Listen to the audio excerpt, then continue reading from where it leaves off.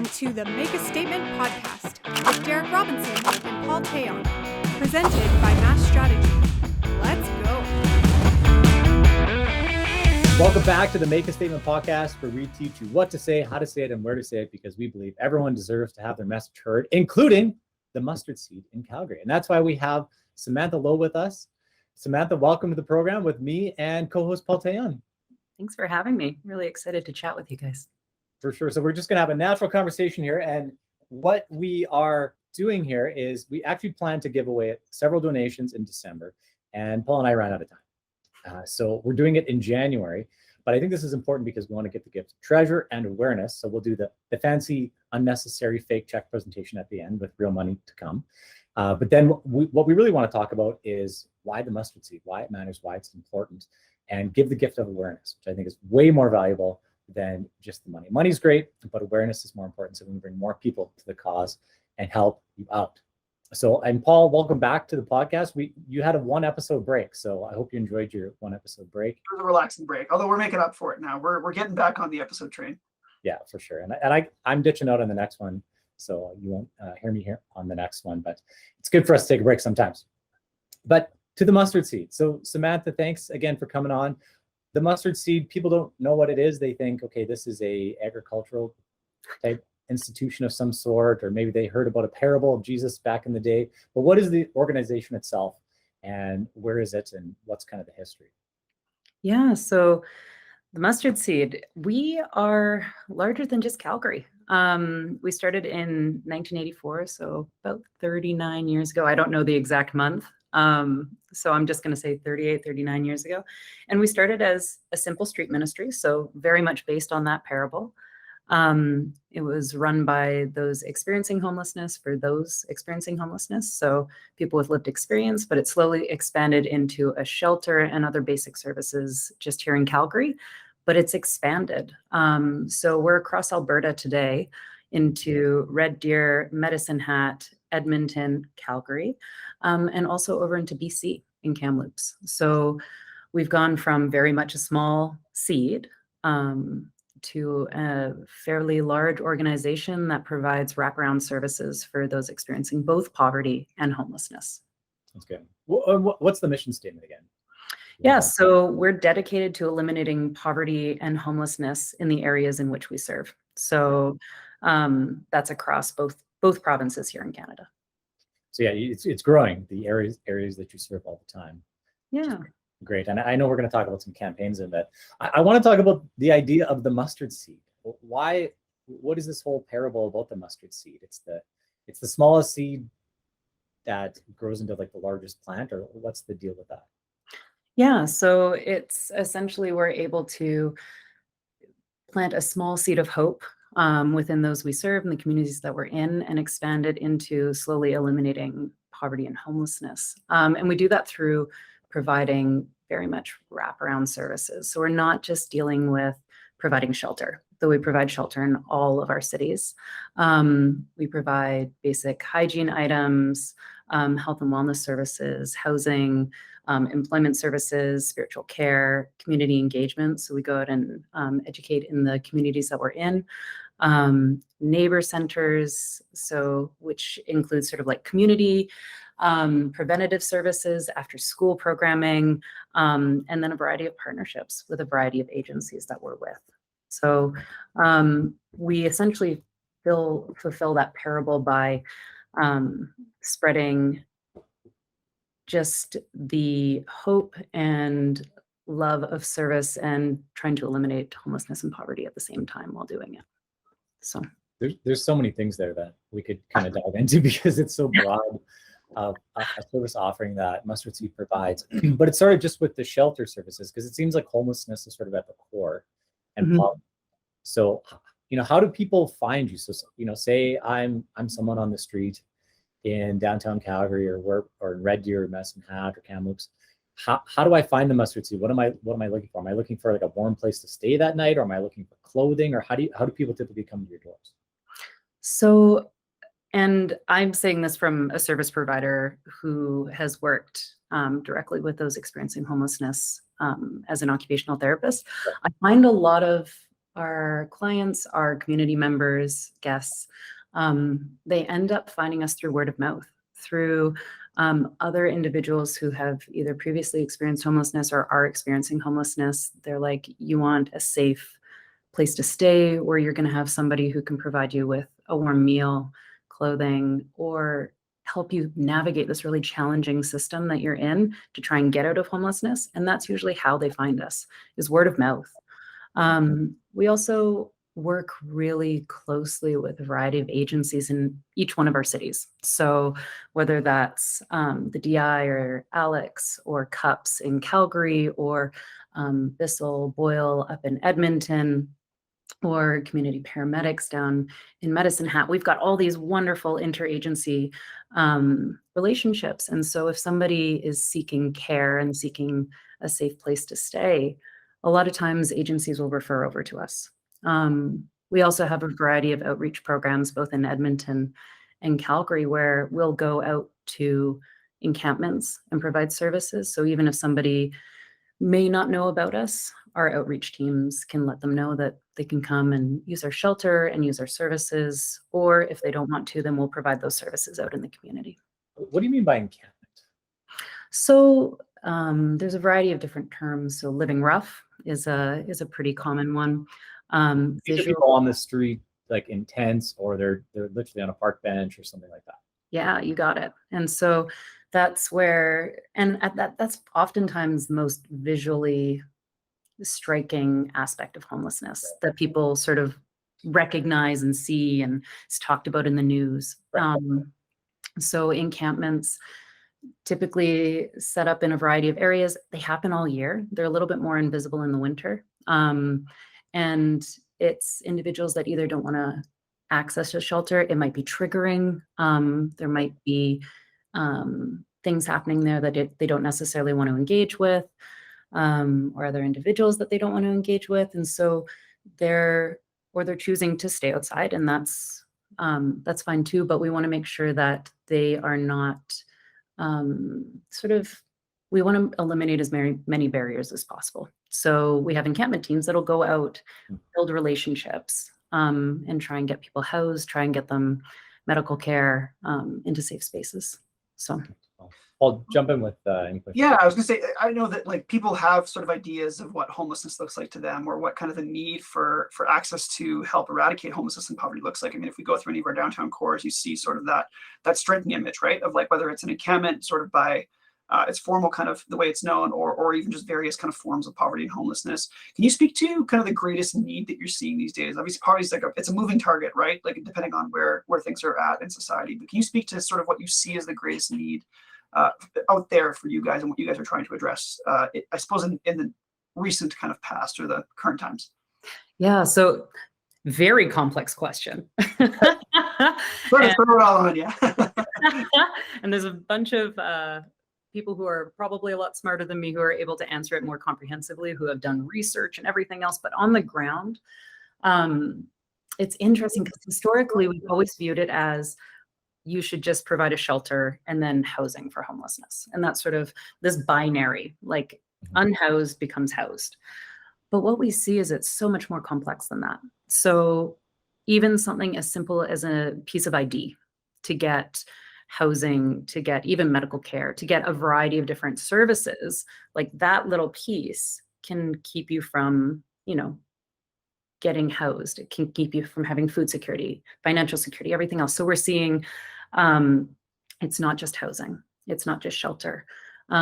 We see the need for identification. We see the need for employment services. We see the need for people having food security. So it goes between this sort of, there's also hidden homelessness. So people couch surfing. And so it's not just shelter beds, though that's something that we're seeing a huge need for this year. We have in Calgary 340 shelter beds. We've never seen them full. And after the pandemic, whether or not you say whether it's finished or if it's still going, but in this year where everything is sort of opened up again, and after the social isolation and the financial challenges that people have experienced, those shelter beds have been full. There have been we've never turned anybody away, but we've had to set up extra mats. We've had to liaise with other shelters to make sure somebody can get a bed. And so we're seeing an increased need. So we're seeing more individuals experiencing homelessness, but it doesn't mean that those wraparound needs that they have are less acute and they just need a shelter bed. They still need financial security, housing security, food security, all of those additional things. I'm intrigued by the way you kind of described that multidimensional layer of support that's needed, right? Everything from things that you wouldn't think about. I mean, if like we're fortunate to not have to have access to those services in my lifetime, but just having kind of an idea of what that looks like in my head, thinking that, okay, it means a warm meal, it means a bed, and then helping them kind of get on their way. But there's so much more to it in terms of like the degree of dependency on, people having kind of, they need a whole lot of support, whether it's, like you said, a driver's license or ID, or whether it's, something kind of in the neighborhood of training to kind of help them get on their feet and get established. It's more than kind of what I pictured it being needed. Do you see that need, sort of the need of existing services growing, or do you see that like the umbrella of things that you need to offer to people to help them get back on their feet growing as well? I'd say a recognition. I think it was always underlying. I think that there was always an underlying need for sort of that wraparound care. But I think the recognition of that is growing, if that makes any sense, where we're recognizing that a person is just not food, housing, and that's it. Maybe some clothing. There's need for dealing with underlying trauma, so accessing counseling supports. I'm a healthcare professional, and so it's funny that they chose me to come on this podcast because I end up talking on a little bit of healthcare lingo. And so oftentimes I think about it in the context of what we call the social determinants of health. And that's, food security, housing security, underlying trauma. So like what your childhood experiences, everything else. And so I think that it's the recognition of that, even broadly in the social service sector, has actually changed. And I think this is a bit of a tangent, but I feel like what happened with the pandemic was sort of this beautiful recognition that we all need to work together. And that may sound cheesy, but we end up working in collaboration a lot more with other agencies and recognizing we have to interface a lot more because there's that recognition for wraparound services. And we can't provide them all. No agency can provide them all, but we can work together to make sure that we go back to that mission where we try to eliminate homelessness and poverty wherever we serve, but we recognize we have to do it together. And so, yeah, long-winded answer. Well, that's a really good answer. But it sounds like to me, like you started in '84 and it was like, we need some shelters. We need to give people some food and some warm mitts and all that sort of thing. And you still do all that today. But then it's like, as you did more and more of this work, you realize, wow, people are complex. Yeah. And you bring in professionals, and it sounds like today you have a roster of occupational therapists and counselors and different services that you provide for folks, because every person is different, every need is different. I'm sure addiction is a big one. I'm curious to know if that's kind of how it developed, and if you see the need for mental health counseling being a lot different after the pandemic. So that's an interesting one. Yes, is a short answer. Definitely. But there's always, especially when you get into the complexity of homelessness, oftentimes there's a lot of trauma that underlies it. Whether that's injustices experienced systemically, institutionally, or familially, like adverse childhood experiences. Right. But definitely the social isolation of the pandemic accentuated a lot of those things. It also made it really hard for our clients to access things when they were shut down. So if they previously had counseling and they were getting counseling, and then it moved to telehealth, but they didn't have a telephone or they didn't have a computer to access that. So there was a lot of barriers that were erected through the social isolation that came with the pandemic. Right. And I think there's also been an increased recognition, if we get back to that, for the need for mental health counseling for this population, or just across the board nationally. Yeah. So, yes, and that's one thing we're pretty proud of providing is a barrier. I can't ever say that anything is barrier free, but eliminating as many barriers to counseling as possible throughout our sites. Right. Yeah. I know you have the shelters, but then you also have actually housing for individuals. So is it short-term housing? Is it long-term, like affordable housing units? And how does that work? Yeah, so it's a mix. Again, short and long answer. Right.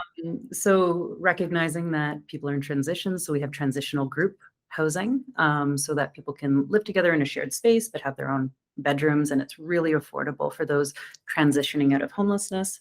For those with higher needs, we have wraparound services that happen in what we call permanent supportive housing buildings. We have a couple of those in Edmonton as well as Calgary. We have recovery housing in Calgary and Kamloops, where we provide on that spectrum that people experience with substance use disorders. We provide them wraparound services there so that they can eventually move towards sobriety.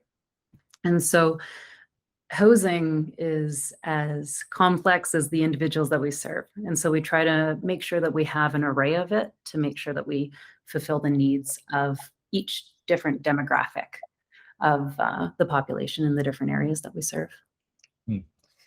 I know my wife used to work at a nonprofit similar to this in Regina, where they have so many different supports, and it was almost hard for people to grasp all the various elements of what's going on in the organization. Does Mustard Seed have that problem too? Like there's so many things happening, so many different ways you have to help individuals. Does it get confusing for people when you try to just describe it? Do you mean confusing for individuals who are looking at the seed? I'm thinking like from myself, I want to donate. I'm trying to understand the Mustard Seed. It's like there's a lot going on. Yeah. Do people get confused by, because they may think, oh, you're just a shelter?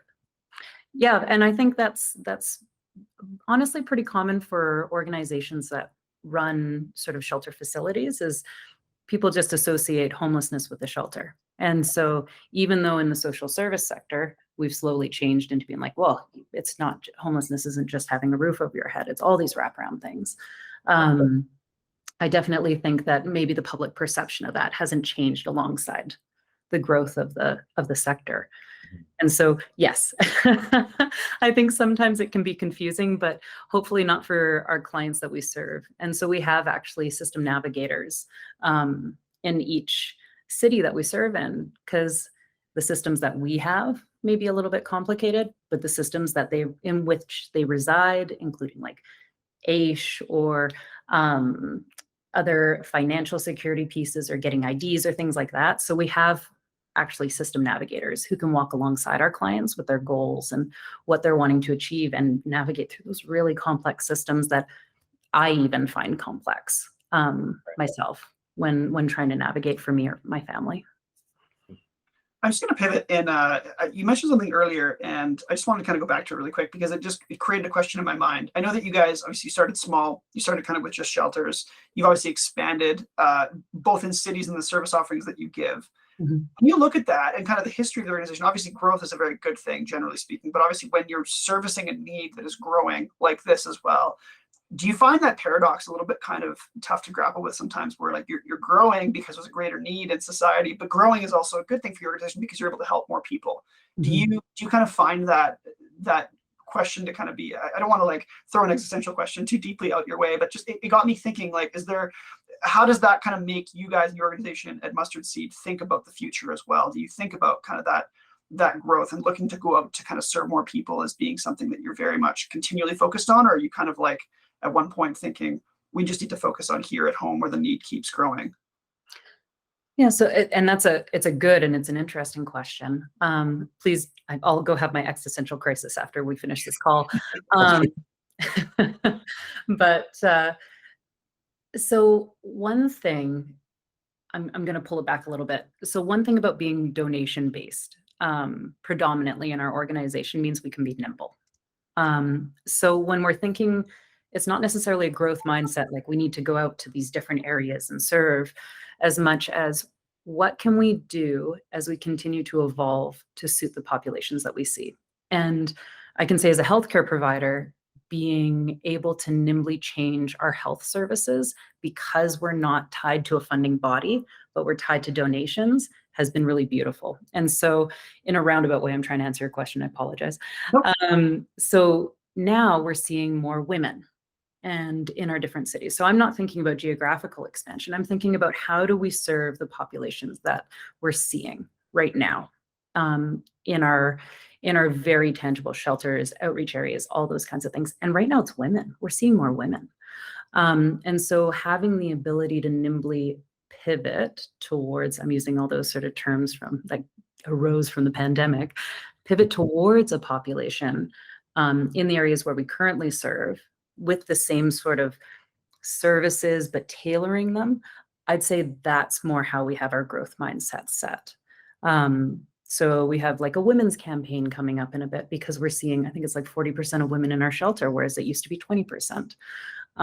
So it's less about a geographical expansion or serving more in different areas as much as how do we ensure that we have quality of services that is serving the demographic that needs it the most where we're serving right now. Yeah, very good answer to a question I deliberately loaded in such a way. Can you speak a little bit more towards some of the current campaigns that you're running now and some of that where you see that need kind of growing? Obviously, those campaigns are very much focused on that need you see coming out. You mentioned the women's shelter piece specifically. Yeah, so we've seen a significant amount of women comparatively to before. And so I've been with the Seed for almost 6 years. And it's only been in the past year or so that we've seen the demographics in our shelters change. And we've seen that actually across the board with other services. So it's not just us that is experiencing it, whether that's due to increased domestic violence or a limitation in being able to couch surf, because that's really common for women is they got the social supports that keep them from entering into the shelter, but at the same time, we call it the hidden face of homelessness. They make up, as I said before, about 40% of the population that we're serving now, but only about 13% of shelters in Canada, the spaces in them are dedicated towards women. So that is one of the campaigns that we're focusing on moving forward in the next few months. The other one is one that's near and dear to my heart is health and wellness, just because, as we talked about before, the acuity of mental health has just skyrocketed. And the need for services has skyrocketed. We provided about 60,000 services across our sites for health and wellness last year. And that also includes that system navigation, so addressing those social determinants of health. So those are the two campaigns that we have coming up, where we're dedicating time and focus to those areas in the Seed. And so that's one thing that I do want to highlight, because it's something that we're seeing is just a huge need. So that makes sense.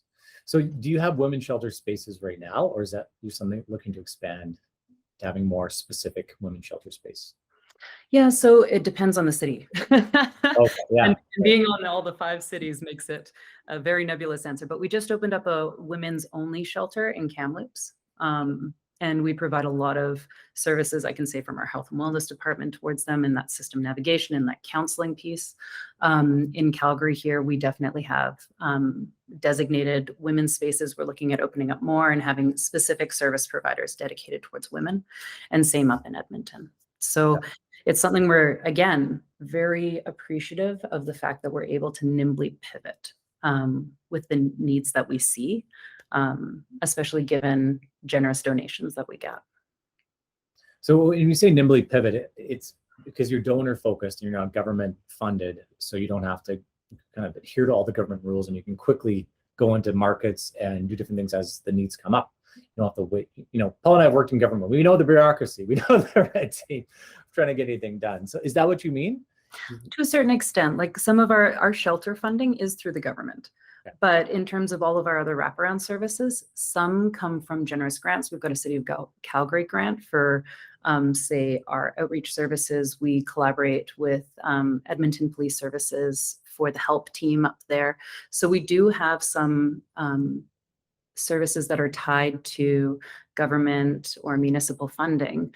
But in terms of being able to create an extra position that's specifically designated towards women and tackling their needs, or being able to provide specific counseling services, things like that. So the additional wraparound services that we provide, being able to pivot in that way has been instrumental. And I think is very much at the basis of, if we're going to go back to that parable, becoming this giant tree, this beautiful tree out of this tiny little mustard seed, where we're able to have new shoots all the time.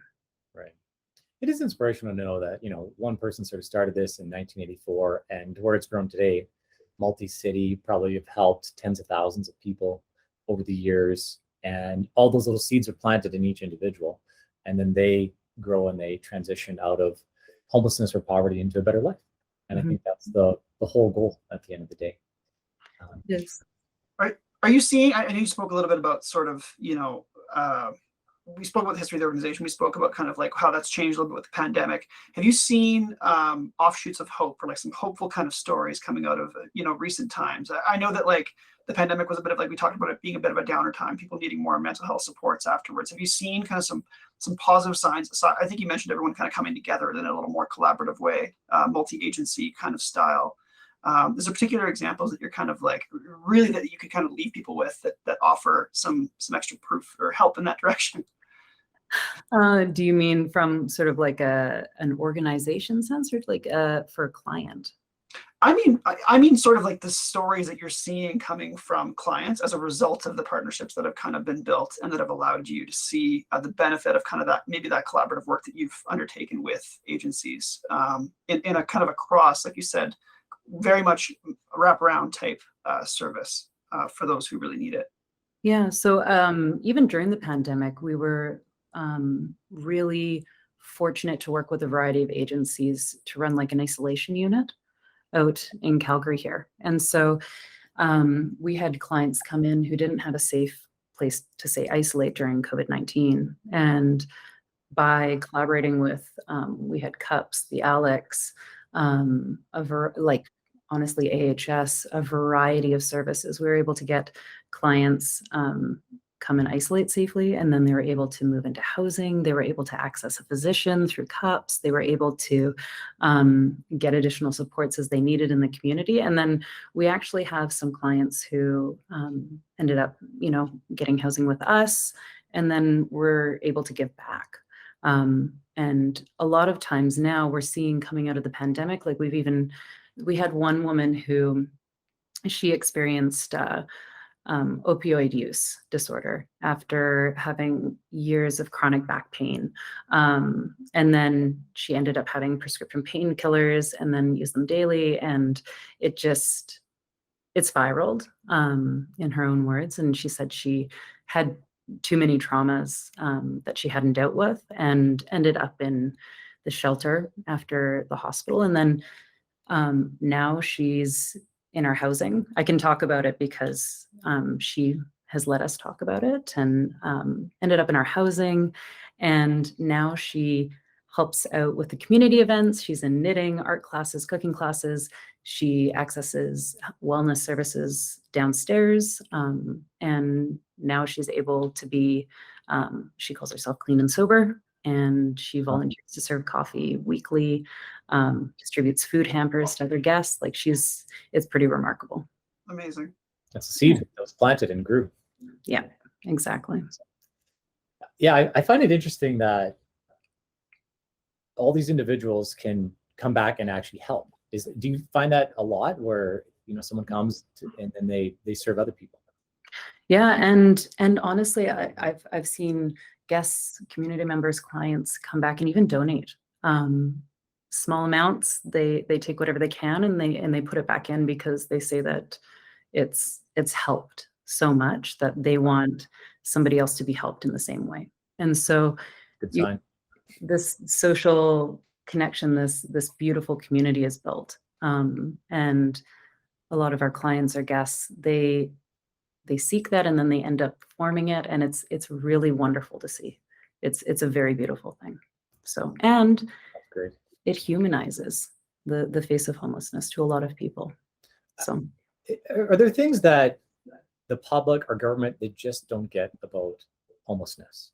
Like I'll take a quick example of this lady you're talking about who had chronic back pain and then got addicted to pain medication. I wonder if she, I think most people think, oh, it's someone that grew up on the street and, their parents were terrible. And like, they have this sort of stereotype of the typical homeless person. I'm sure some of those stereotypes are real and that's why they're there. But can you just talk about how, or what people don't understand about homelessness, the identity of someone? Yeah, I'd say that exceptional life circumstances can happen to anybody. So we've seen people who come from backgrounds that you just described, but I've also seen engineers, I've seen individuals who are in high-powered jobs, and just either family losses, financial losses, experiencing substance use. Like there's a variety of things that end up happening with people, and whether like it just, I think there's this concept that homelessness is something that would never happen to me. And that's something that I think people need to change a mindset around. And even homelessness in and of itself is something that people don't want to cognitively sort of think about sometimes because it's just so uncomfortable. So there's this really interesting professor, Dr. Lasana Harris. I'm hoping I got the name right, who actually did research on how brains react when an individual will view somebody else experiencing homelessness. And there's almost like this neural defense mechanism is the way he calls it, where when you and I are talking and I see you, part of my brain lights up and it's like, oh, I'm talking to another human. When they've done these studies, when somebody looks at somebody experiencing homelessness, that part of the brain doesn't light up. It's almost like this defense mechanism where I don't want to recognize the humanity and sort of this dehumanized perception. And I think that by engaging people, by volunteering, by going out into the community, by having students, I think that we're able to change sort of that neural pathway that is happening and really humanize homelessness. And I think that's something that needs to be talked about a little bit more, is how we dehumanize and subconsciously. And I think it's just sort of beautiful if we're able to rehumanize. And it's such a basic thing. And so I'm not talking about policy changing or anything else, just very much from a basic human level. I think that's very impactful because I think most of us have the experience of homelessness, either just seeing, something dirty on the street and that is bad to our brains, or someone asking us for money and it's bothering us, we're trying to get coffee or whatever, and that's annoying to us. And so, yeah, you're right. We probably create those neural pathways in that manner. But I know my wife, who worked at a similar organization in Regina, she became friends with a lot of the homeless people that came in. She was like buddies with them. And I think her teaching to me was they're not actually that much different than you and I. Like they've gone through trauma, they've gone through an addiction, something's happened in their life that has been very traumatic, and that's what's caused their homelessness, or terrible parent, whatever it happens to be. There's all sorts of causes, but they're very similar to you and I. Exactly. And we have to treat them as such. You have it 100% right. And that's why I'm very, very passionate. We take on a lot of students because they can become advocates later in the system. I call it my diabolical plan to create advocates throughout whatever system our students are, either social workers or anything else. That's the opposite of diabolical, by the way. Yeah. I like your version of diabolical. Or even having volunteers. Volunteers are so important, not only to providing services, but also to becoming advocates for our population throughout. They're going to go home and be like, hey, I met Joe. He was awesome. This is what I now know about homelessness. This is now how I conceptualize it and spread that in their social groups, in their families. And I think that's super important too. So very much sort of what your wife did when she came home. She's like, hey, I'm friends with like Pete over here. He's great. And I think that's a really beautiful way of us rehumanizing. Yeah, no doubt. Does the Mustard Seed do any advocacy with government? Is it ever pushing for policy change? No, so we remain fairly neutral. That game, okay, I got it. Yeah, so we provide services and we walk alongside clients. We ensure that they're equitable, respectful, and very much person-centered. And so that is where our focus is. There are some great groups out there doing advocacy, working alongside politicians and other movements and institutions, but we're very much focused on being on the ground and providing as many services as we can, and that is our lens. Well, advocacy is critical in lots of ways too, but like you said, there's other groups doing that. But I really love what you do, where it's like you're in the trenches, like you are person to person providing services and basic needs. Like I saw something on your Facebook page before it came on. It's like urgent need underwear. We need men's and women's underwear, and it's such a simple thing. It's like people need underwear. Like they have no money, they have no resources to buy that. And can you talk about some of those other like really basic things that people need that people just don't understand, that this is a necessity for folks? Yeah, socks. Socks. I can't speak enough about the need for socks. Our clients are on their feet every day. Good footwear. You're right. It's such a basic thing that, like, when you pull on socks in the morning, you're just like, I don't know where the other one went. And it's just such a frustration, right? Like, and it's sort of a day-to-day thing for us. But for our clients, it's, I don't have socks.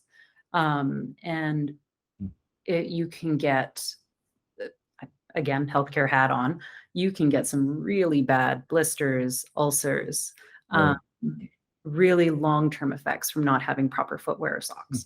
And so such a basic need. In the winter, gloves, hats. I'm sure you may have seen the recent CBC report about the amount of frostbite, both in Edmonton and Calgary, skyrocketed. So very basic winter gear that we take for granted living in a very cold place. Even just a good jacket. So do you accept all these items? Like if I had, I did a fundraiser and I bought a bunch of socks. Yeah. Should I give the money to Mustard Seed, or should I get people to donate socks and give socks? What's the best way to help? Whatever's the easier way for somebody to help. We take all those donations. They all get used. We go through a heck of a lot of jackets every year, and socks and hand warmers and gloves and toques. And in the summer, one year we had so much water donated, and it was stacked against the walls, but we went through it all. I kept wandering through one area of our building, and I was like, it's going to fall on me. It's going to fall on me at any moment. And then like 2 weeks later, it was gone because it was handed out. So all those sort of essential items that, we take for granted, are very much in need.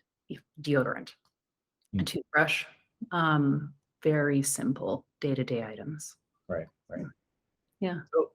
So what are the ways let's go into the ways people can help. So I think we've heard the story. I think we all want to end homelessness. We have to change our mindset about that. We have to realize it's multi-layered for people. They need wraparound supports. You provide all that. So how can we help Mustard Seed get to more people, to help more people, to get more women's shelters? What should we do, Samantha? Tell us. Donations are always welcome. Donations are essential. We provide health services based on donations. We provide a variety of services based on donations. They are very much essential. We're creating a new housing project in Calgary called Hub 29, and donations to that, we're going to do more preventative care rather than reactive care, which is sort of what we're moving towards. So we want to make sure that we're providing housing for those families and kiddos that need it. Donations, really essential. And then we get into gift in kind donations. So sort of what we were talking about with the gloves, the toques, the socks. Pairs of socks would be appreciated, not necessarily the one that you can't New find. Socks, please. New underwear, please.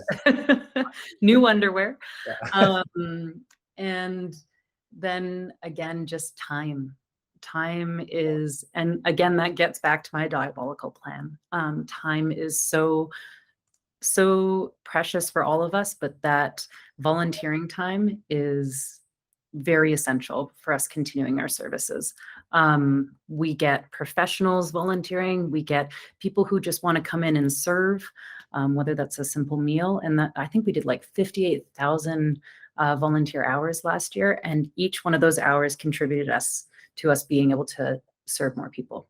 And so those are the three main ways that people can help out. Right. So money, in-kind donations, and time Yeah. is what we're needing. So I think you go to the seed.ca, and I see two great buttons there. The volunteer button, make sure to do that. Work with Sam, she's great, and all the other great people there. And then if you go ways to give, it looks like you can give online, you can do legacy giving, which I think people underestimate the power of legacy giving, and leaving an organization in your will and a portion of your wealth to them. I think that's a fantastic way to do things as well. And then it looks like you have a gift catalog there, so you can provide the essentials that people need. So make sure to go check that out. Paul, do you have any more questions for Samantha before we wrap up? I'm just inspired by your testimony of humanizing and seeing the human face of people that you serve every day, because that really is what it's about. The fact that we treat, whether you go back to the golden rule or any variant of the golden rule, right, to treat others as we would like to be treated ourselves, and to picture ourselves in a position where, or any loved one where they would need help one day, and to see that human face on people is just it's a wonderful characteristic of your organization, and it just inspires me to see that you guys will obviously continue to thrive into the future. And like I said, it's that weird paradox of seeing you grow and serve more and more people, which is always great, but just always a constant reminder that we need organizations like this to help those who are in need in our society. So thank you for offering that. And so, yeah, thank you for what you do. And thank you, Paul, for that rendition, because it came up with a good slogan idea from Mustard Seed and podcast episode, Seeing the Human Face of Homelessness. I think it was a very apt way to maybe describe how we talked about this today. So Sam, thank you for all you do. I know you could probably do something else as a career that would be less difficult in lots of ways. I know working in nonprofits is not easy. So we do thank you for your service to the community and everything you do. And we are giving the gift of money is what we're doing, and obviously awareness, but this is the check presentation of $2,500 to the Mustard Seed, unnecessary fake checks that will turn into real money shortly. So again, thank you for being involved and for coming on here and advocating. And, thanks for having me, and thank you for your donation. Every dollar matters, and I don't say that lightly. Yes. So, yeah, it sounds like every dollar goes to something very valuable and practical. And it's very easy to track and see where it goes and how it helps. So thank you again. And Paul, you got the last word here. The seed.ca, give, volunteer, donate, go and make a difference as well. Make your own statement and be a part of the Mustard Seeds mission and help them grow and serve their fellow humans in society. And thanks to everyone who's listening and who takes action based on that. Awesome. All right. Thanks, everybody. We'll see you next time on the Make a Statement podcast.